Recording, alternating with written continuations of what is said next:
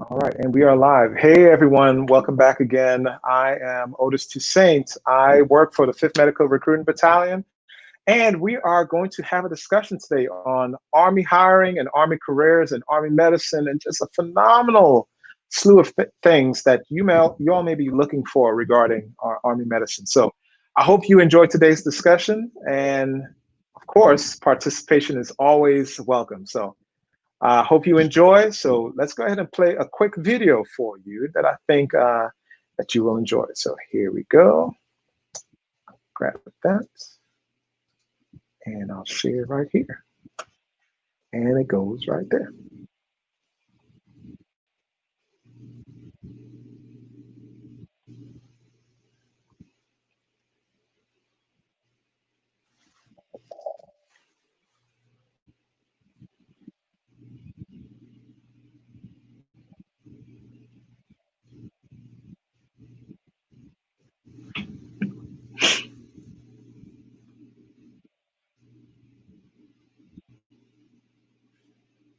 Awesome.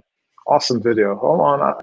I know we liked it a whole lot, but we're not going to play it twice. We'll just play it once for you all. So I know that, Army medicine has given a lot of opportunities for a lot of medical students, current Army medical doctors.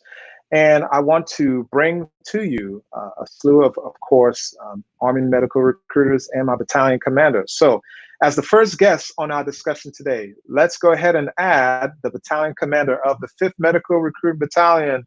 We've got Lieutenant Colonel Mary I. Rivera. Hi, ma'am. How are you doing today? I'm doing good. And you, Otis, thank you so much for inviting me to do this today. It's nice to see you. Awesome. Hey, I appreciate it, ma'am. It's always a good day when we have Army medical professionals and Army medical recruiters come and just share the story, share the information that a lot of us are looking for regarding Army medicine. So I know you wanted to share a little bit about your role and what the Army's role today in regards to Army medicine, especially during our COVID-19 pandemic that we've got going on. So go ahead, ma'am, share with us that information you have. Hey, thank you, Otis. Hey, Otis, like you say, I am the battalion commander of the best battalion in the Medical Recruiting Brigade. That's the 5th Medical Recruiting Battalion. And we have the responsibility to recruit AMEDD professionals and chaplains in the Midwest of the United States. From Nebraska to Oklahoma, Arkansas, Texas, and Louisiana. We cover all that area. At the same time, we do have the mission to recruit chaplains for the chaplain corps of the Army. And like I say, a great honor because we had the responsibility to make sure we take care of soldiers, we take care of families with the soldiers and officers and chaplains and medical providers that we bring into the Army to take care of our force. So that's kind of a big overview of what it is that I do or that we do as a battalion. Excellent, excellent. So ma'am, I really appreciate you coming and just telling us overall what you do for Army medicine. It's something that I'm sure a lot of us will probably be looking and trying to figure out, okay, where do I fit in with Army medicine? How can I have a career within Army medicine? And seeing you at the top regarding battalion leadership and recruiting leadership, we really appreciate the role that you play, ma'am. Awesome. Hey, Otis, is something also that I want to talk to you guys about today. Is something I know we have put a lot of social media information out there about the first Army National Hiring Day that the entire U.S. Army Recruiter Command is putting together, not only to go after medical professionals, but also go about the 150 careers that the Army has to offer. We are part of that recruiting effort, and that's something is going to be taking place 30 June to 2 July. I know I'm going to be joined here in a little bit by Captain McMurray and Captain Weaver that are going to go a little bit more in depth of what that looks like for our battalion. But if you allow me, I just want to do a quick overview of what it is and what it is that we're going after. Is that okay? That's fine, ma'am. Hey, I'm here for the information. Go ahead and share away, ma'am. So, like I said, we have the first Army National Hiring Day, and I want to say this: we're always hiring. I know I say this is going to happen from 30 June to 2 July, but we're always hiring. We're always looking for medical professionals and chaplains to join our ranks. And it's not to join any rank, it's just to join the best army in the world. It's Correct. to answer that call to protect America, no matter what the challenges is. We are, as you know, the most diverse army in the world. I said we have 150 specialties for the enlisted recruiting, but we have more than 50 specialties that only deals with medical, and then you have the chaplain. So, as we all know, our nation, the world, has been dealing with COVID-19. And that has created a challenge to us as well in our recruiting mission. And what we have done is like, how do we still give awareness to the U.S. population about Army medicine and the chaplain?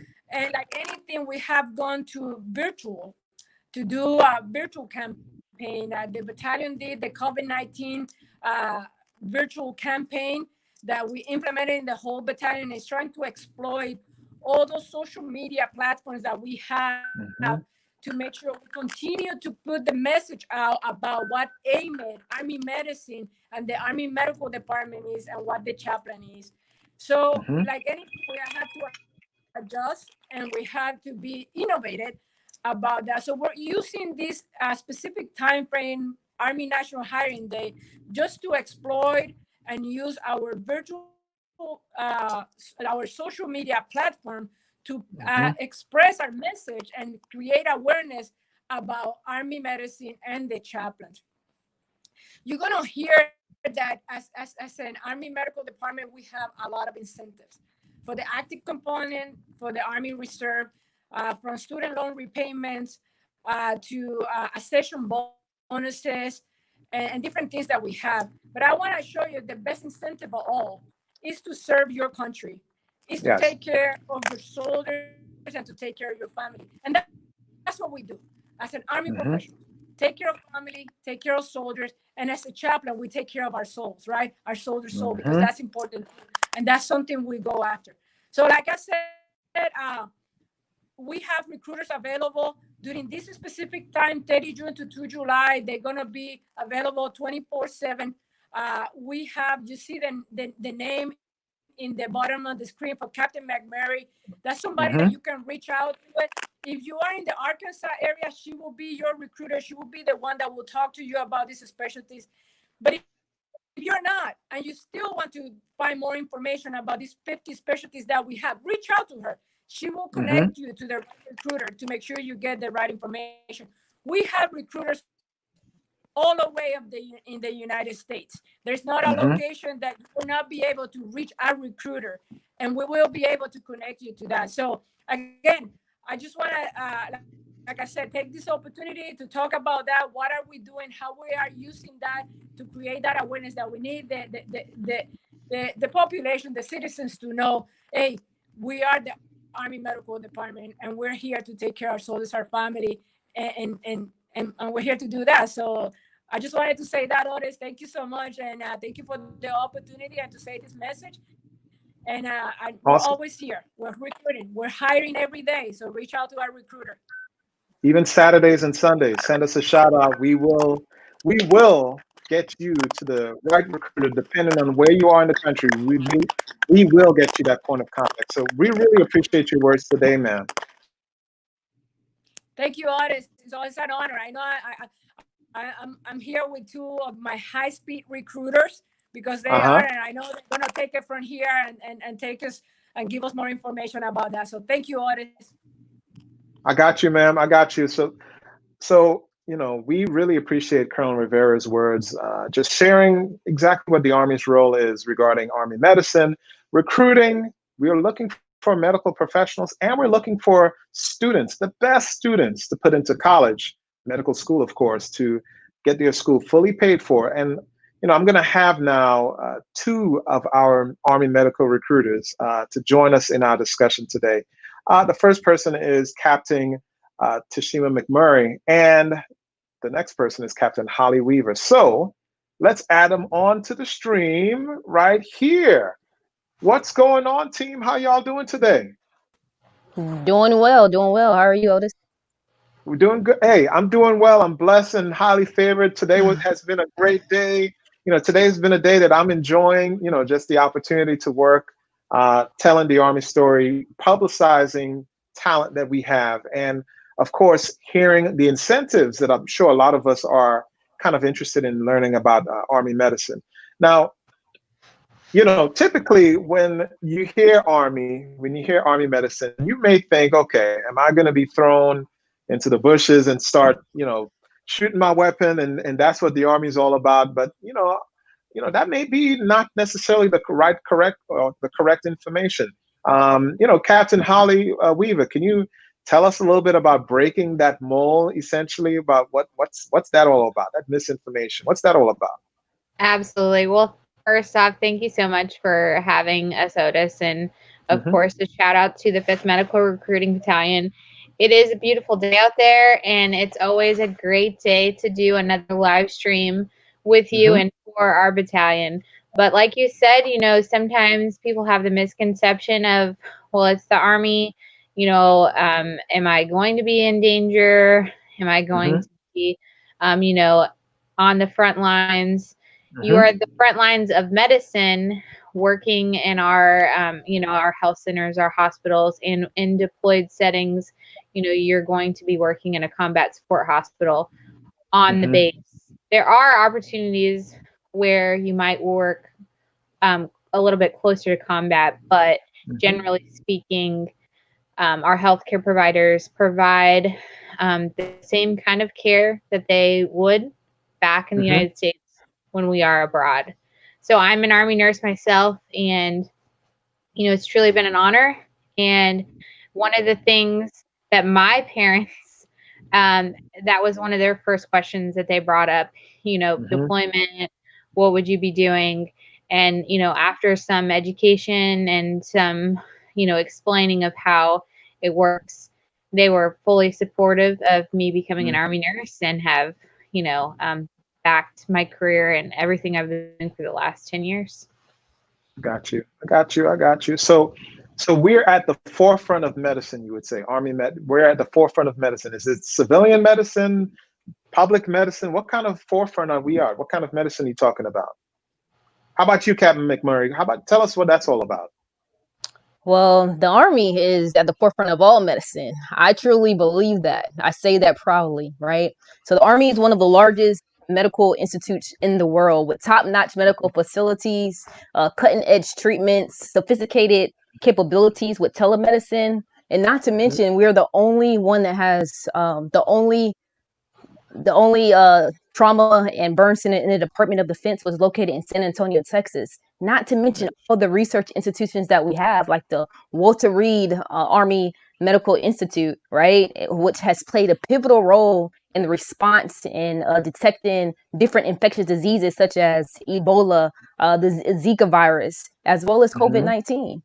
And not to mention, being in the Army, you practice pure medicine. You don't have to worry about the hassle of insurance companies or anything, but that is an honor to practice pure medicine. And that's why I believe we're the forefront of medicine. Wow. So we're at the forefront of medicine. That sounds like an absolute wonderful opportunity. I believe, I believe I was given some pictures so folks could actually see what we're talking about regarding forefront of medicine. So do you mind we jump into some of those images and we just talk about it? Sure. Okay, let's go ahead and talk about it. Hold on. Let's bring it up. And here we go. So at the forefront of medicine, I see a wonderful image of some medical professionals. Captain Weaver or Captain McMurray, go ahead and share with us what exactly is this all about? What do you mean by that? And let's talk about the different pictures regarding forefront of medicine. So Otis, what we wanted to do with these photos is, we're just trying to show our viewers just kind of what it looks like to be a part of Army medicine. So if you could, just as we're talking about our different talking points, we'll just have you kind of click through the photos, just, so people can get an idea of what Army medicine is like, and the different opportunities. We're not necessarily going to focus on what the picture itself is showing, but we just want to, just kind of capture these are different things, different opportunities and different experiences that you could have while in Army medicine, not necessarily focus on the picture, but just, embracing what is Army medicine. That's fair. That's fair. And I perfectly understand that. So the pictures will kind of give an alliteration of really your talking points, and I'm tracking that as well. Oh, by the way, side note, hey, if you're looking for that point of contact for Captain McMurray, her information is scrolling at the bottom of your screen. She has a cell phone there. She has her U.S. Army email there. She has a LinkedIn there. And she also has her Facebook there as well. So feel free to send her a message or call, a text, and I'm sure she will square you away as far as exploring your options with Army medicine. So go ahead, Captain Holly Weaver or Captain McMurray, and let's talk about what you'd like to share. Yeah, so as you just go through the pictures, as Captain Weaver just mentioned, so you can go into the next picture. So these pictures are just evidence on how we are the forefront of medicine with all of the advanced technology and capabilities that we have. Okay. Excellent, excellent. So we've got some, and these are all opportunities that you can have while working in the military as well. That's right. Okay, it looks like some research imagery as well. Oh, we've got a, what do we have going on here? What's this opportunity here all about?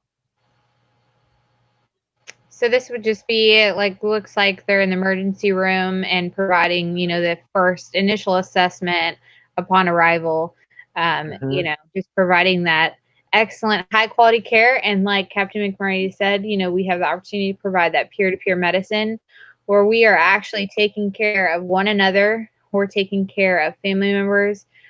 We're taking care of our dependent children, and, we're taking care of our retirees. So we're taking care of the past, the present, and the future of the military, which is truly a blessing. I have been there when new babies have been born into our Army family, and I have been there when our retirees have taken their last breath.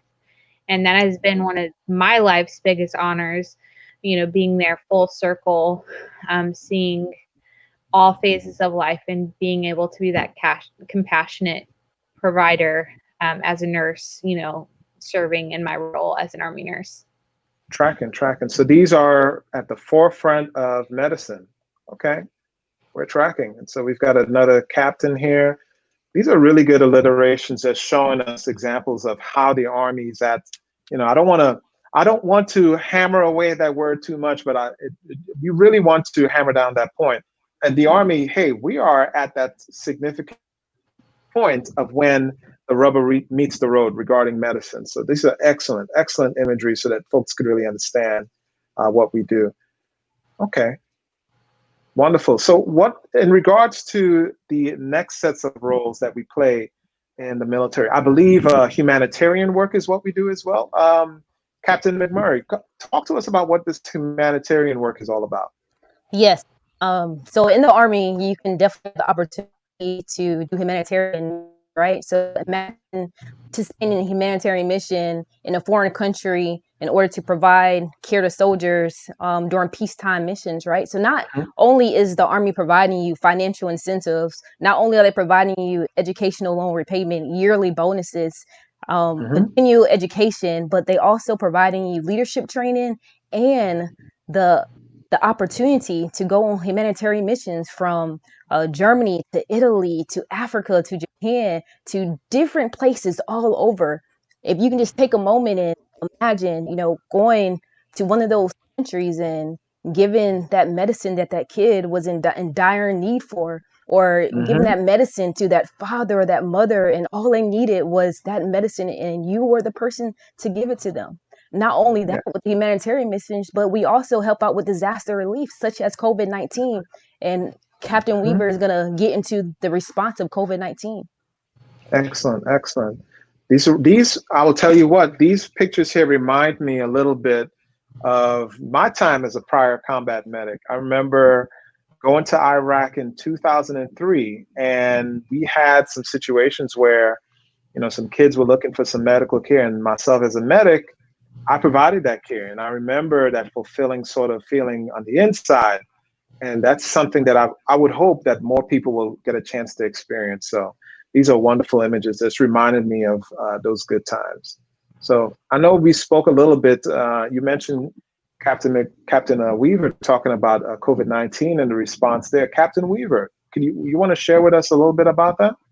Absolutely. So the Army truly has also been in the forefront of COVID-19 and the response there. And, you know, Otis and I, we had the amazing privilege and opportunity to talk with the Surgeon General just last week. And he really gave us great insight and an overview of how Army medicine has answered the call in our country's time of desperate need. He talked about how COVID-19 hit our coasts like a tsunami. It wasn't a splash, and it just has, rocked our entire nation and the world with the amount of resources that we have needed and all of the things, that have to be put into play to take care of a pandemic that we have not experienced, before in our lifetime. So some of the things that Army medicine has done is, we're providing that support and care. We have set up urban hospitals in different locations, such as New York and Washington. An Army officer actually was responsible for helping create a community testing site, which they've implemented, I think, over 400 testing sites in the United States. We're working on a vaccination, which they're hoping to be done with at the end of this year.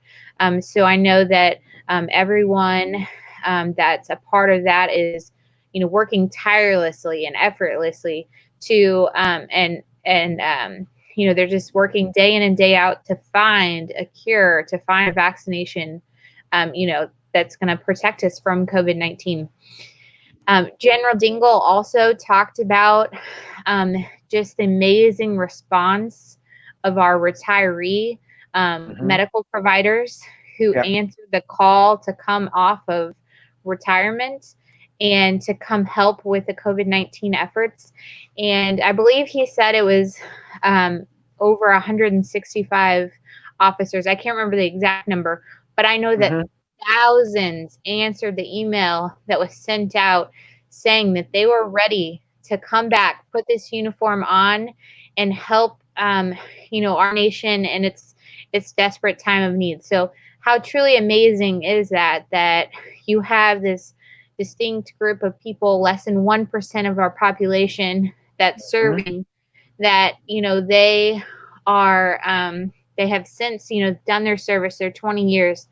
But when our nation is in need, they want to get right back in the uniform and help provide that amazing, compassionate care, to our communities. So I think the Army has really had just an amazing opportunity to rise to this challenge of COVID-19 through all of the different, facets of what we're able to provide in our capabilities, because the battlefield is COVID-19. It's not, the traditional battlefield. So we have to totally adjust what we're doing to meet our invisible enemy. And I believe that Army medicine is doing the best job possible to provide that support and that care to our nation's people. Excellent, excellent. Hey, Holly, great summation as far as how the Army is providing that support in our response to COVID-19. I just want to say thank you, y'all, for showing up and just giving us this really good information as far as opportunities that folks may look for regarding Army careers. You see what we provide. We provide humanitarian care. We provide Army medicine care. We provide forefront of medical care. We provide care for COVID-19, and we will continue to provide that care when our nation calls for that support. So I just want to say, in conclusion of our discussion today, thank you very much for showing up, Captain McMurray and Captain Weaver, and earlier Colonel Rivera. If you all out there are looking for contact information regarding talking to any of our many medical recruiters across our nation, the information is scrolling right there in the bottom. And of course, you could always send me a direct message and we will square you away. So, I want to say thank you again, y'all, and hang out in the broadcast room. Let's talk a little bit more. I really want to learn more about this, okay? I appreciate y'all so much. Thank you. Thank you, Otis. All right. And so, as I said, in the bottom of our discussion panel right here, we've got the ticker that has that contact information for Captain McMurray. So reach out to her.